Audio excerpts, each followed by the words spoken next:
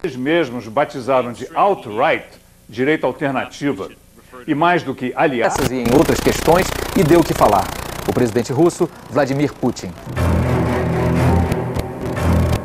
E no apagar das luzes de 2016, Obama e Putin voltam a se enfrentar. O presidente americano expulsou 35 agentes da inteligência russa, acusados de sabotar a eleição que levou Donald Trump à Casa Branca.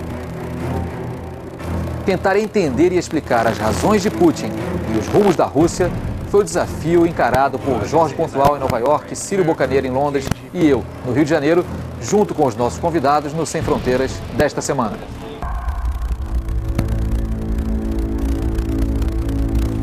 Críticos e adversários de Vladimir Putin acusam o presidente russo de ser autoritário ou mesmo ditatorial, repressor, brutal, intransigente com os que dele divergem e manipulador da mídia para impor sua versão dos fatos.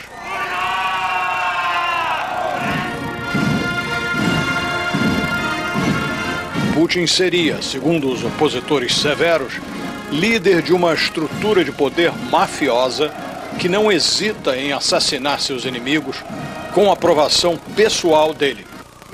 Além disso, prosseguem alguns acusadores, o presidente seria pessoalmente corrupto, com bilhões de dólares escondidos no exterior. I've spent about 10 years searching for Putin's money, not just me, but a whole lot of investigative journalists.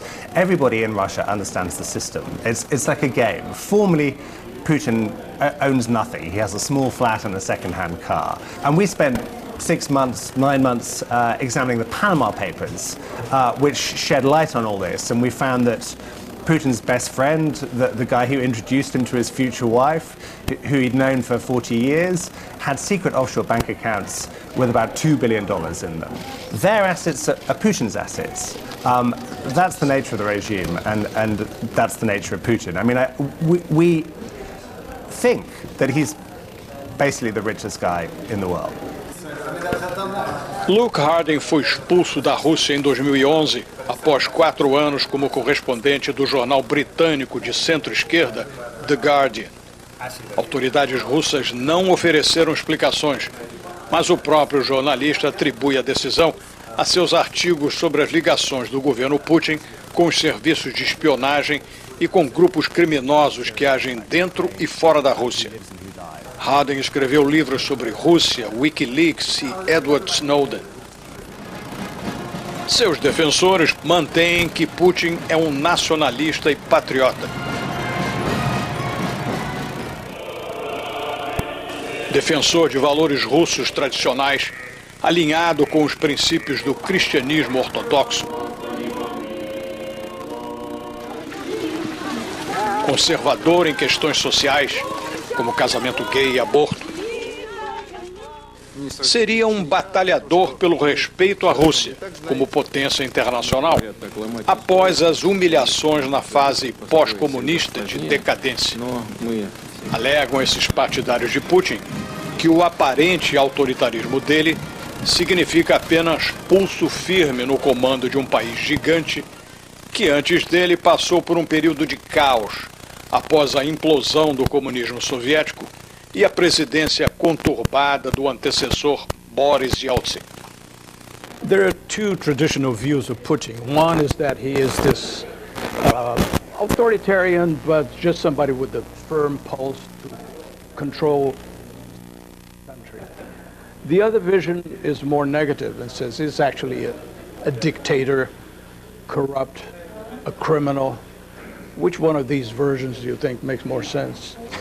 Well, both are true. What you have to understand about the Russian state after 16 years of Putin is there are two big projects going on. There's the kind of patriotic, noisy, nationalist, conservative, orthodox project that we see from Russian state media and explains, for example, what Russia's doing in Syria, what it did in Ukraine in 2014, which is all about Russia being a great power again, as it was in Soviet times. That's one. But the second project is what you might call, it's a rather private project, it's a rather secret project. That's essentially to steal money. And I've written a book called Mafia State, which I think basically sums up what Russia is. The idea is to steal money, to offshore that money, and then to protect what you've stolen against other people inside the Kremlin, elite who want to steal it from you. Для меня это огромная честь. Após 2 mandatos como presidente, Putin cumpriu a formalidade constitucional de ceder o posto temporariamente em 2008 a um fiel seguidor, Dmitry Medvedev, sem deixar dúvidas, porém, que o poder real permanecia em suas mãos. Retornou ao posto em 2012, via eleições duvidosas após o fim do mandato presidencial único de Medvedev. There's no succession plan. We had Dmitry Medvedev, with whom Putin swapped jobs for 4 years as president. Then Putin basically pushed him out of the way and became president again. So if Putin's plane were to crash, there's no obvious figure from within the Russian elite who would replace him. Nobody has any faith in the future at all. And what we've also seen over the last few years is massive capital flight and brain drain. We've seen the cleverest, the best, the brightest people leaving Russia and trying to build a life somewhere else. And we've also seen among oligarchs and Kremlin officials who are officially very patriotic, we've seen that their wife, their kids, their daughters, that they're all here in London, they're in France, they're in New York, they're in Brazil. Apesar dos protestos de rua, contestando a lisura das eleições que lhe devolveram a presidência, Putin, que na ocasião não tinha o prestígio popular de hoje, reprimiu e afastou toda a ameaça real ou imaginária da oposição. Ao longo do tempo, seus adversários tendem a cair ou na prisão, como Mikhail Khodorkovsky, no exílio, como Boris Berezovsky em Londres, ou acabam mortos, como Boris Nemtsov, baleado em frente ao Kremlin há quase 2 anos. As in Soviet times, critics of the regime, and Putin in particular, have this mysterious habit of dying in kind of murky circumstances, whether it's Anna Politkovskaya, who was a huge critic of Putin's, who was shot dead in Moscow in October 2006, or whether it's Alexander Litvinenko, who was another critic and friend of Politkovskaya's, who was murdered not very far from where you and I are talking, in central London, with a cup of radioactive polonium tea. Putin cancelou eleições para líderes regionais, espécie de governadores estaduais, e passou a nomeá-los, centralizando ainda mais o poder num país que formalmente deveria operar como uma federação. No controle interno do país, Putin se beneficiou durante longo tempo do alto preço do petróleo e gás no mercado internacional, fonte de recursos fartos para gastos do governo, o que lhe permitiu ganhar popularidade. Só que a queda substancial e recente nos preços desses produtos cria dificuldades que já abalam a economia russa, afetada ainda pelo desperdício e a ineficiência trazidos pela corrupção. Consider what Putin has been able to achieve internationally. Let's look at Syria. There is the Crimea, eastern Ukraine, all these demonstrations of military power overseas. He seems to be winning. An area the size of Belgium has been gobbled up by Russia, and they put a big Russian flag on it and said this is now Russia. That's the kind of behavior that we haven't really seen since the 1930s, 1940s, where you're annexing other people's territory. But nobody has a kind of sort of appetite for military confrontation. But there are things that the West can do which have been hurting Russia quite a lot. Sanctions.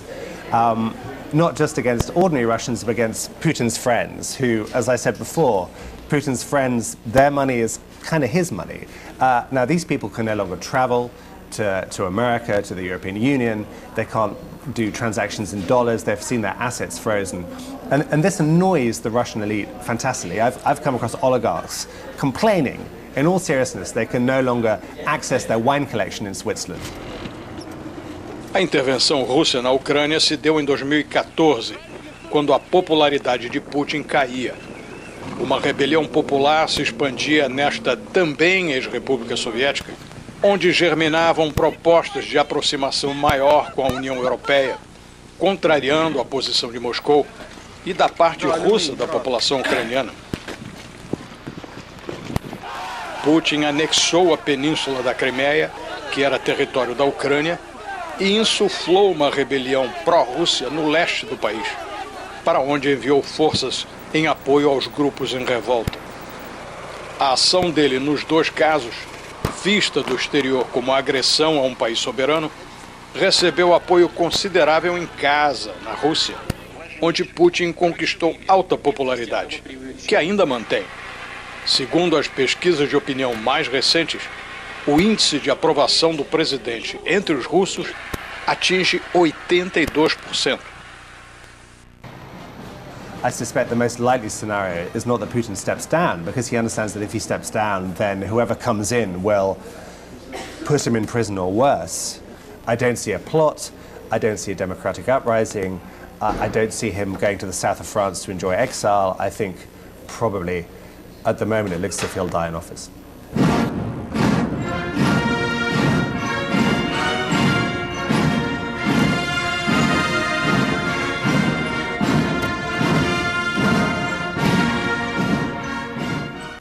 Em 2016, o presidente americano impôs novas sanções à Rússia e acusa Putin de intervir na eleição americana para eleger Donald Trump. As sanções incluem expulsão de 35 russos acusados de terem hackeado os computadores do Partido Democrata, dos quais foram roubados milhares de e-mails usados para prejudicar a candidatura de Hillary Clinton e favorecer Trump. Embora Trump e Putin nunca tenham se encontrado, há tempos os dois mantêm um namoro à distância, através de elogios mútuos. Trump escolheu como o secretário de Estado e o principal assessor de segurança nacional um empresário e um general que são os americanos mais próximos a Putin. Trump parece disposto a fechar com Putin na questão da Síria, aceitando a permanência do regime do ditador Bashar al-Assad.